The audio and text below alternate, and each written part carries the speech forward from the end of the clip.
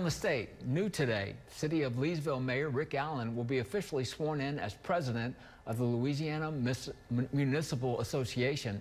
That's according to an article from today's Country 105.7. Mayor Allen is being sworn in today at the LMA Annual Convention in Shreveport. Some central Louisiana mayors are a key part in the LMA's executive board.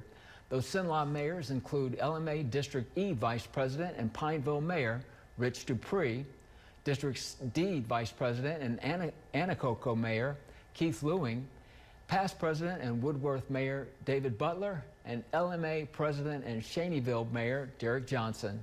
Mayor Johnson will assume the role as immediate past president in the association.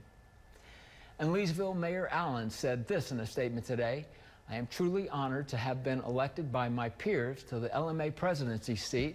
I'm excited about the future of Louisiana under the leadership of Governor Landry, and we look forward to supporting our senators and state representatives across the great state as they not only pass new legislation, but correct old legislation that affects lives of all 4.6 million Louisiana residents.